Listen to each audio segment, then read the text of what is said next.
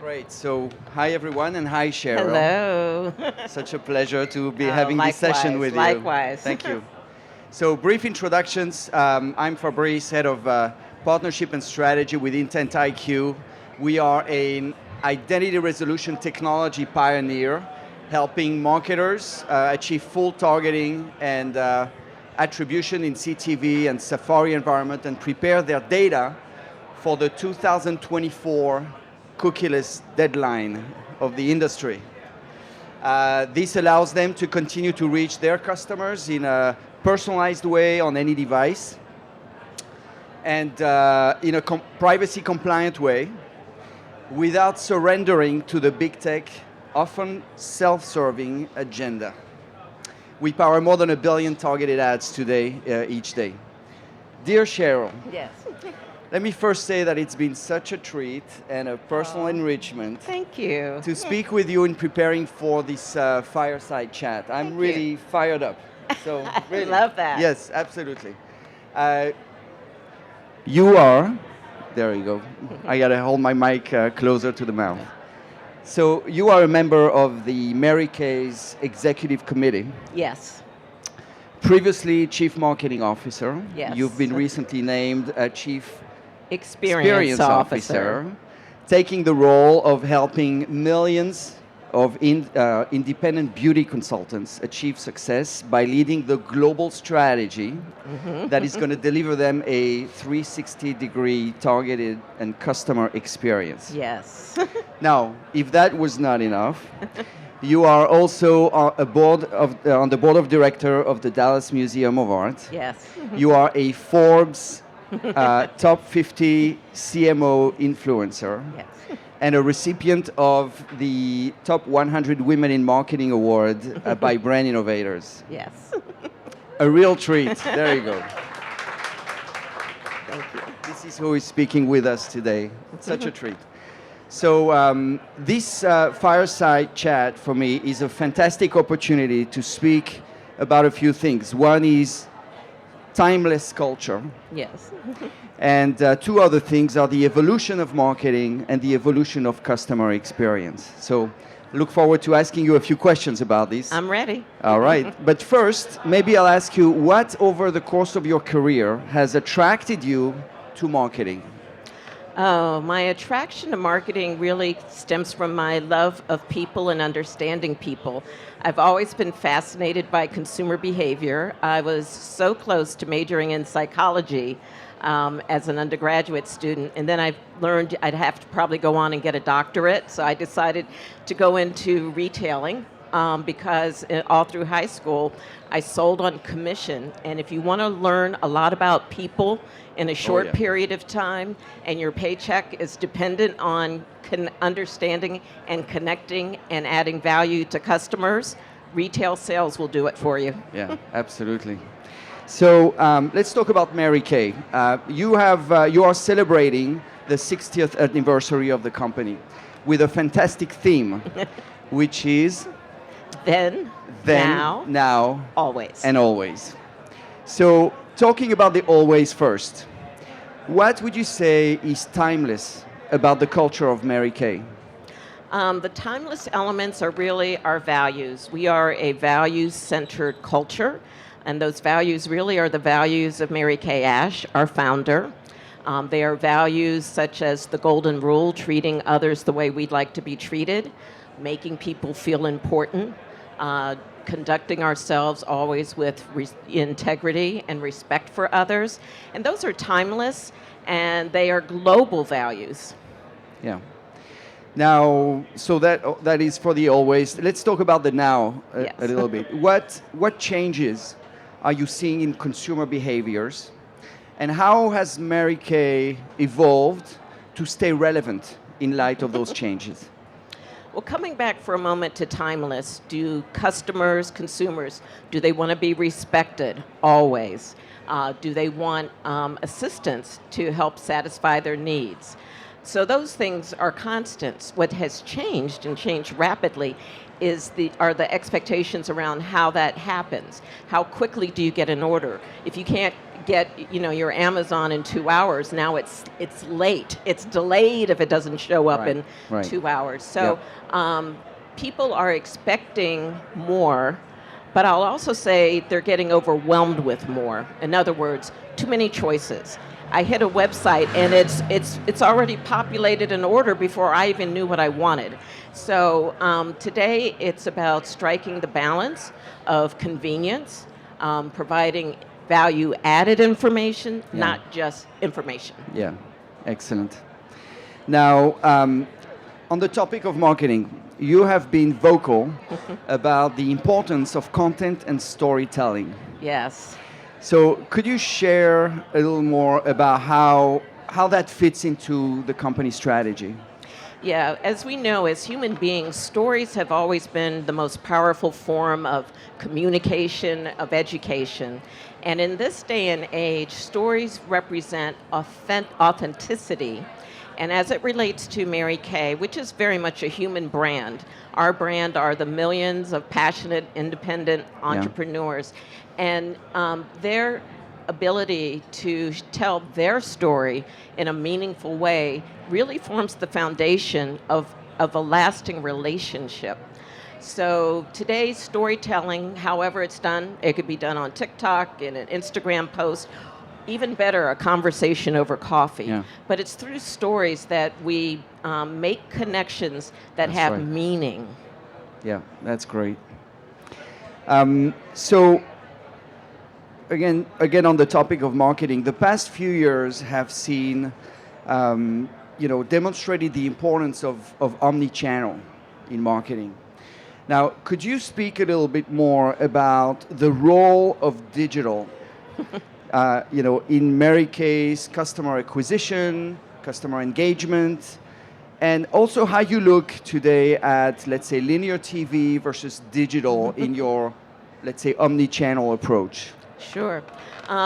Mary Kay has always been a word-of-mouth business. In fact, our running joke is that Mary Kay Ash invented social media because she always told everyone, if you see a face, book it. So we, word of mouth is in our DNA. Technology is an amplifier. It's a way to scale messaging. It's a way for an entrepreneur to share her story more quickly to more people, and that supports her ability to grow her business. As it relates to different types of media, in the grand scheme of things, our independent sales force is the best media any brand could have, and we have millions of those voices. Right. Yeah. We do, from time to time, complement that with different forms of media, and in those instances, what we look for are the media that are going to be relevant to the independent sales force. They are our only customers, so rather than perhaps hopping on a trend, we're going to look for what kind of media, what content, what platforms are most relevant to the independent sales force, because that's where they will see and engage with the message, and then from there, they will pass it on. Oh, that's fabulous. It's basically, it's a B2B2C. Exactly. You business summed it model. up perfectly. Thank you. Now, let's talk about change. One of the constant in life is change. And one of the changes we have to adapt to constantly is technology. So you touched on this a little bit previously, but can you say more about how you look at technology at Mary Kay, really from a 360 approach, from keeping attuned to what innovations are out there, to deciding which ones are relevant or fit your strategy, to rolling them out across the business? You know, a lot of people would be surprised how advanced Mary Kay's technology has been, but primarily as a B2B business, it's been behind the scenes. It hasn't always been in consumer facing. Mary Kay Ash, even early in the 70s and 80s, was always willing to invest in technology as long as she knew it would help and support the success of the independent sales force. So, for example, our e-commerce platform was established early on. We can handle millions of transactions per minute around the world. Oh, wow. We've had an intranet as support for our sales force where they can access information, the tools to run their business, a digital zone to access content. So in this day and age, our criteria remains what will support the success of the independent sales force and enhance their value. It's never about replacing or substituting for that independent sales force member, but giving her the ability to run her business and support her customers 24/7, anytime, anywhere. So that means whether it's an app, whether it's a skin analyzer so that she can remotely provide recommendations. Oh, wow. And most recently during the pandemic, again, around the world, her ability to support her business and her customers with digital tools as a complement really did enable her to build her business at a time when a lot of retailers had to shut their doors. Yeah, that's fascinating. You even told me when we were chatting together that even when you do online sales and people buy from the website. Yes. We only sell to our independent sales force. So when a customer orders product on, for example, the marykay.com in the United States, they're welcome to check out as a guest. An independent beauty consultant will get credit for that sale. And we have an algorithm to make sure that those sales are fairly distributed among the sales force. So Mary Kay will never directly sell a product to that end consumer, only through our sales force. Yeah, that's fabulous. It creates a very smooth and harmonious environment. And what you just said is another credit to timeless values, because you just said we will never do that. The Absolutely. Trust. Exactly. Great. So again, on the topic of technology, and this one is more maybe near and dear to our heart here at IntentIQ, but I'm curious about how data and AI are used at Mary Kay to improve overall your customer experience and your customer outreach. Certainly, and you referenced privacy before, which again is very important for us to be compliant around the world, and importantly to protect and respect the data privacy of each independent beauty consultant. So once we have sold a product to her, when, where, and how she sells that product, we have no visibility to. That is her business. So our focus on data and AI is to use the information that we can access to really make better recommendations to her. So it might be serving up a cross-sell. Gee, we see you ordered this. You might want to make sure you've tried this or suggest this to your customers. So again, they are suggestions and recommendations, but being timely, being accurate, so that it's easy for her to run her business successfully. Yeah, great. So, I mean, from our perspective, I guess I'll add that what we've seen in working with marketers is that, there's a couple factors. The big tech agenda, the deprecation of cookies, and the evolution of privacy regulation are creating major blind spots in the ability for marketers to reach out to their customers in a way that's personalized and on any device. So just as an example, take, Apple right now is collecting huge amount of data on all of us across their apps. Take, the App Store, Apple TV, Apple Music, Apple Wallet, and etc. Now, that's even when tracking settings are off on the device. Scary. Right? So, however, other companies cannot do the same things when they want to collect data, across partner apps. Yeah. So what we've been doing is we've been helping marketers regain kind of that control over their privacy and personalization, agenda. And we've had very good feedback from there. We should talk. Good. Yes. I'd love to. Sheryl, after 13, I'd like to talk about customer experience. Sure. So after, I think, 13 years, if I calculate correctly, you took on the role of Chief Experience Officer. So could you share with us what are the pillars of customer experience that drive you, and your agenda over the next few years? There's two things that have stuck with me throughout my professional career. One is a Maya Angelou quote, that people won't remember what you did. They won't always remember exactly what you said, but they will remember how they made you feel. Oh, yeah. So that, to me, inspires my mantra. Also, Mary Kay Ash's quote, picture everyone with an invisible sign around their neck that says, make me feel important. If I could give anyone one piece of advice, personal or professional, that empathy, to think about what will make this person feel important, what matters to them most. So all that being said, as I think and approach customer experience with my team and really with the whole organization, because it's going to take everyone's efforts, right. It's to help the organization better understand what will help our independent sales force feel more confident, more valued, so that they have a rewarding experience no matter what their business goals are. So like at Walt Disney World, everything speaks. I'm looking at the vocabulary on our with our chatbots, and are they friendly and welcoming? Yeah. I'm looking at the music that's at our live events. I'm looking at the complexity of perhaps processes or even forms, profiles that are filled out, and how to make those either more simplified or, thinking about a presentation, making the questions so engaging that people want to share more information about themselves. So looking at everything so that I can help everyone in the organization better support our sales force. Oh, that's great. This is such holistic. Yes, very much so. And I love the approach of, the feeling, how it makes you feel. Yes.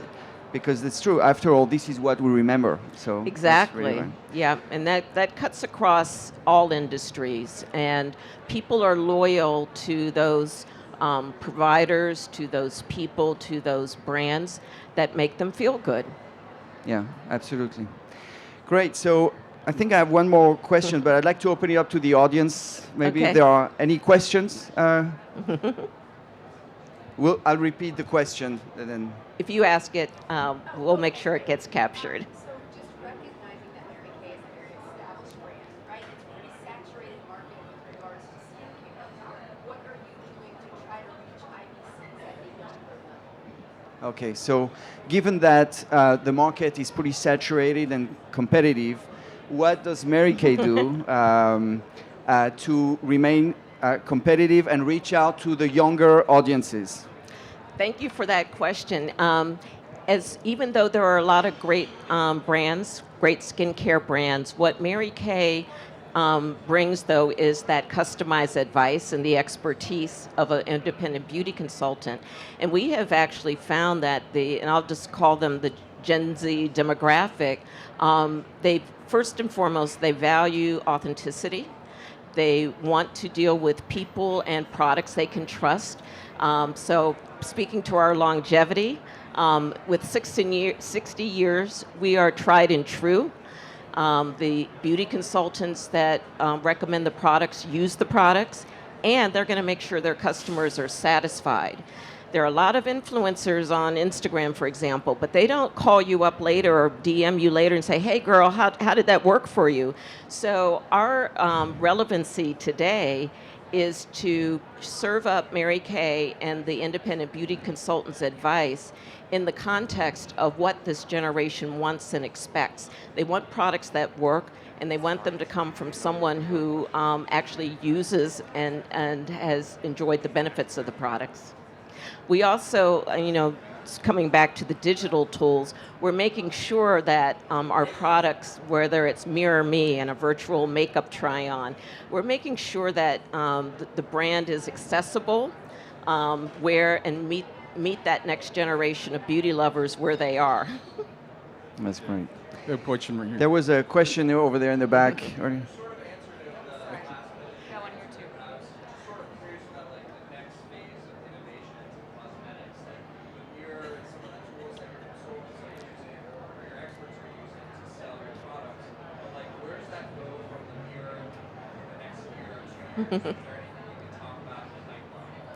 Do you want to repeat the question Oh, first? the question is, well, what might be on the horizon as it relates to innovation? First, as a private company, if there was something really close, I wouldn't be able to share it. But conceptually, one of the things, again, thinking about building and maintaining lasting relationships, I think the advances in technology are going to be much more along the lines of enhancing human interaction and not necessarily about the product. Because once there's a human connection and a trusted relationship, the product piece will happen and be successful. So I think right now, if someone were to come and say, Sheryl, what would you and your team be wanting or needing? It would be things that facilitate relationship building in human ways, even though it's technology enabled, if that makes sense. Great. Yes. Sorry, I didn't notice. So this gentleman has the mic. Yeah, I was just going to say, I Sheryl. thought you were going to hand the mic to someone. I will do whatever you my want. Apologies. My We're apologies. good. I just wanted to ask Sheryl, Mary Kay has been a leader in giving back. Can you talk about purpose and how that helps build your brand and engage with your consumers? I so appreciate that question because as a company that's dedicated to enriching women's lives, that mission statement is about all women all around the world, whether they have a connection to Mary Kay or not. The brand has always given back and supported things like protecting our planet. Two causes that are particularly near and dear to our hearts were really things that Mary Kay Ash cared about deeply. One was finding cures to cancers that impact women, and secondly, ending domestic violence. So while we support a lot of causes around the world, they are centered around enriching women and girls' lives, and that might be around digital education, building entrepreneurship skills, helping those who have been the victims of domestic violence rebuild their lives, regain their confidence, and move on. So we truly are a brand of women who are supporting women, not because the guys don't matter, but we know that when women are stronger and have access to more resources, they in turn can provide better support to their families and communities. Wow. So I live in Israel. I can tell you after what you just said, my wife is going to start looking for ways to buy Mary Kay products. We're done there. Any other questions? Yes, please. Hi. Sorry, Mike is here. Mic. Sorry about I that. have the mic. Come on. So You go for it. you'll get it next. You've talked a little bit about the challenges of engaging Generation Z from a customer perspective. How are you approaching that generation in context to the fact that they are also needing to be your next generation of salespeople? Thank you. One of the ways we do that is through the independent sales force. One of the things that is both a challenge and an opportunity has actually been TikTok, because I knew and understood it wasn't a place to come in as a brand and say, hey, look at me, and I have nice lipstick. It really does have to be the authentic content creators, which means our independent sales force. So it's been first of all, many of them are doing great things on TikTok as an example, but it's not a channel I can support like I could on Instagram. So one of the things we have been doing, first of all, is I support different contests and sponsor design competition, content creation competition, which is a way, to connect with more content providers, but it's also a way to say, Mary Kay, we love supporting people who have a dream, maybe it's a small dream, and if we can take our resources and inspire them, and in that way learn more, maybe even come up with our next campaign idea. So I'll call it crowdsourcing in various forms, where we can, again, help others pursue their creative dreams while helping us connect with that next generation. That's great. So we'll go with one last question. Ooh, I'm honored. Sorry, I'm losing my voice, so I'm glad I have a mic. I want to kind of connect two things that you said and ask a question on it. So you said Mary Kay's will invest in technology to support the success of your independent sellers, but you don't have visibility into what they do with the product after you give it to them.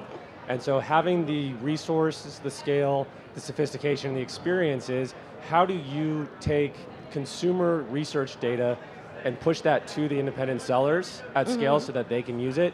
But then also the pull, how do you pull consumer data back from them to make sure that what you are giving them is most relevant to their consumers, their individual customers? Right. So a lot of what we've done and what I want to do a lot more of is research, and ideally, every day I would love to have a feed coming with the Salesforce telling me what they're excited about, what was challenging for them, and really that voice of the customer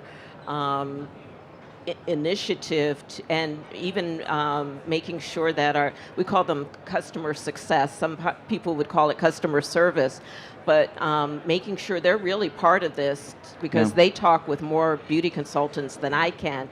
So we are working hard to solicit as much input from the independent sales force to better understand what their needs are, the opportunities. Whenever we do live events, I'm always right there at the suggestion booth, so to speak, and talking with them. So a lot of conversations, and we're excited because our sales force is excited about what they get to be a part of. And I think that's, whether you talk to employees or the beauty consultants, we would all say, we love being a part of something bigger than ourselves. That's great. I love that. I'll finish with one last question, Sheryl. So obviously your main demographics are women. Yes. So what is a personal message that you would like to share with the women who are listening to us here and around the world? One of the messages, and I would first of all encourage all women and all people to celebrate what makes us human. There is so much conversation around AI and data and analytics, and they are marvelous elements to help us. But at the end of the day, it is our humanness. And, in the past, they may have said women are, quote, too emotional, soft, whatever. Exactly, and that's why we are so important. It's why we need to be at the executive table. We need to be the content creators. We need to be the developers and data scientists. We need to leverage the humanness that cannot be replicated. Wow, so inspiring. Sheryl, thank you so much. It's been thank really you. a pleasure. I Thank you, everyone. enjoyed it. Thank you. Thanks. Can I build on that and just ask one last question before we go? So something I really like to talk about with our community is around talent. And I know you were elevated CMO, now Chief Experience Officer. We're talking about celebrating humanness. What do you look for when building out your team? Do you have a specific approach, a philosophy or strategy to make sure that you're bringing in the right team to build out your organization? First and foremost, I look for passion. Passion around our mission and purpose. Okay. Another thing I personally value, and beyond the diverse skill set, experience, et cetera, is people who enjoy the white space, as in it's not all laid out, not all defined yet. Maybe it's time, can say it's worked really well before. And trust me, with a 60-year-old brand, I'm not going to throw the baby out with the bathwater, but also to be with people who are comfortable being uncomfortable with what they don't know, but are excited to figure out. I love it. Well, Me too. thank you again so much, Sheryl and Fabrice. Really appreciate your time.